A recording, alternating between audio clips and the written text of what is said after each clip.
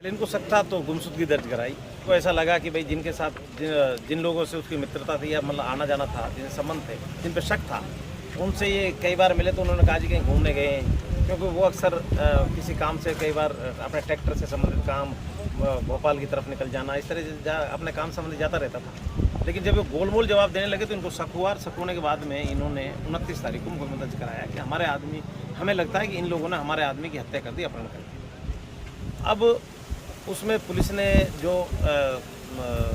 अभी तक जो पाया है वो ये पाया है कि गोविंदगढ़ के किसी शमशान घाट में ले जा करके और उसको मार दिया है, और अधिक दारू पिलाकर, जैसा पुलिस बता रही है कि भाई अधिक दारू पिला करके या उसको नशा करा करके या उसको टैबलेट दे करके, किस तरह से उसको बेहोश करके या नशा करा के, जैसे भी है, पहले उसको बेहोश किया और उसके बाद उसके टुकड़े किए, टुकड़े करके उसको जला दिया।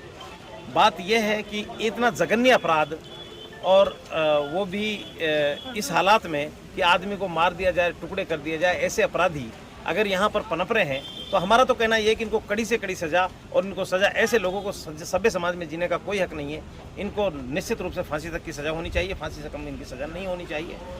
ये हमारा पुलिस अधिकारियों से कहना है। और अगर पुलिस किसी भी तरह की इसमें लापरवाही करेगी या पुलिस इसमें कोई लिपापोती करेगी तो आज हमने पुलिस को बोला है, अधिकारियों को बोला है कि हम इस चीज़ को बिल्कुल भी बर्दाश्त नहीं करेंगे, आप हमें न्याय दीजिए। हमें अभी तक उन्होंने जो आश्वासन दिया, उन्होंने कहा कि हम इस पर कड़ी से कड़ी कार्रवाई करेंगे, और हमारा ये वादा है कि हम इसको फांसी के फंदे तक ले जाने का।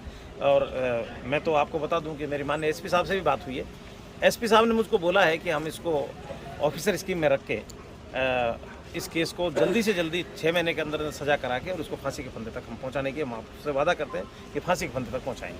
29 मई को एक रिपोर्ट पेश हुई थी कि हमारे यहाँ मौसम नाम का इनका व्यक्ति है जो कि गुम हो गया है। इन लोगों ने, कुछ लोगों को शंका जाहिर की थी कि ये लोग इनके साथ लास्ट बार देखा गया था। कल गुमशुदगी के बाद में कल 302 का एक मुकदमा दर्ज किया गया इसके भाई के द्वारा, मौसम के भाई के द्वारा, और उसमें कुछ लोगोों के ऊपर शंका जाहिर की गई कि ये लोग इसको मार सकते हैं, ऐसा विश्वास है। इस FIR पर जो है जिन पे नामजद थे उनसे हमने पूछताछ की, मुखबिर हमने मामूल किए तो हमने बताया कि भाई ऐसे ऐसे घटना हुई है। जो घटना के पीछे जो उद्देश्य नजर आया है वो ये है कि इस व्यक्ति की जो है मारने वालों की मृतक के साथ में पारिवारिक और व्यावसायिक रंजिशपुर से चली आई थी, जिसके कारण से हत्या की गई है। इस मुकदमे में हमने 2 व्यक्तियों को, सोन सिंह और नरेश को गिरफ्तार किया गया है, और मुकदमे का भी अनुसंधान जारी है। और भी यदि कोई व्यक्ति इसमें पाया जाएगा तो उनके खिलाफ भी कार्रवाई की जाएगी। नहीं, ये नरबली का मामला नहीं है, ये आपकी रंजिश का मामला है।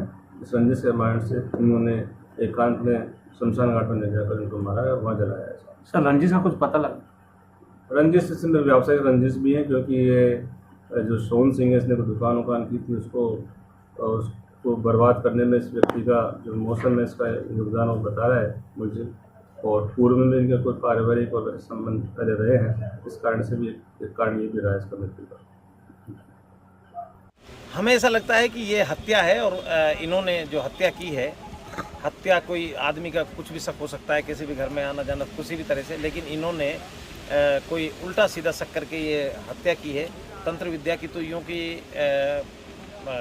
जैसा हमारे पास बीच में आई कि भाई तंत्र विद्या, तो तंत्र विद्या को मैं यूँ नहीं मान के चलता कि आदमी 1 महीना पहले कहाँ ले जा करके शमशान घाट में किस तरह से मारेगा, क्यों मारेगा, कहाँ पर मारेगा, क्योंकि वो ऐसे हालात किसी ने देखे नहीं।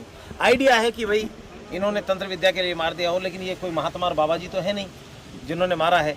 इसलिए हमें ऐसा लग रहा है कि इन्होंने या तो कोई पैसे वैसे होंगे इनके पास, कोई पैसे जेब में रखे हों, कोई कहीं से पैसे आए हों, क्योंकि अलग रहता था, पता नहीं, छोटे बच्चे उनको जानकारी नहीं है। इस तरह से या कोई उल्टा सीधा शक करके किस तरह से मारा है, ये अभी अनुसंधान का विषय है, इसमें हम बता नहीं सकते, ये पुलिस ही बताएगी। लेकिन हत्या है हमारी उसमें नज़र में, और ये हत्या ही क्या इस केस को नासिर जुनैद के केस से तुलना कर सकते हैं? किस केस की जी? नासिर जुनैद के केस से तुलना कर सकते हैं किस केस की भी? अपराध तो इसी तरह का जघन्य अपराध है, लेकिन नासिर जुनैद का केस बिल्कुल इससे डिफरेंट है।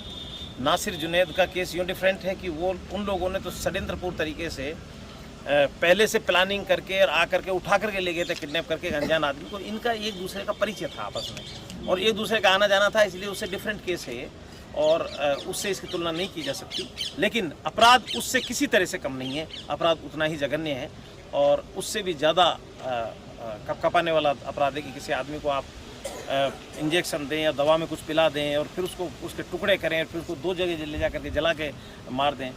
ऑलमोस्ट अपराध तो मैं ये मान के चलता हूँ कि कहीं बहुत ज़्यादा जघन्य अपराध है, काबिल बर्दाश्त नहीं है सभ्य समाज में। इसकी बिल्कुल भी सभ्य समाज की इजाज़त नहीं देता। ऐसे आदमियों को जल्द से जल्द फांसी के फंदे तक पहुंचाना चाहिए।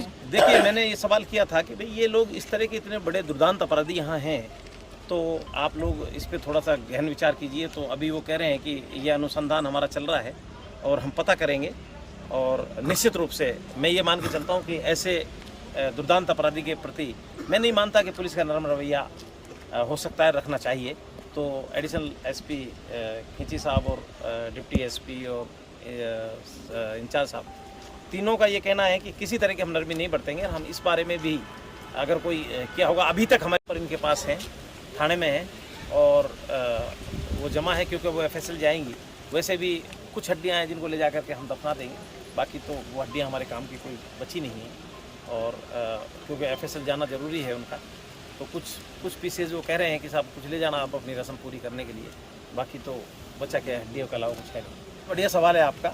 देखिए, मैं आपको बताना चाहता हूँ कि ये मेरा जो समाज है इसको सिर्फ इस्तेमाल किया जाता है और अभी अगर ये घटना उलट होती तो मुआवजा भी मिलता, पैसा भी मिलता। उदाहरण के तौर पर मैं गोविंदगढ़ी घटना की बात करता हूँ जो जनवरी-फरवरी माह में हुई थी जी, जिसमें गलती से चोर ने टक्कर मार दी और एक आदमी मर गया और उसको मॉब लिंचिंग बता करके दुनिया भर का, मैं तो हमारे ही नेताओं की बात करता हूँ, हमारी कौम के नेताओं की बात करता हूँ, वो भी गए वहाँ कंपनसेशन दे करके आए, उनको पैसे भी दे करके आए।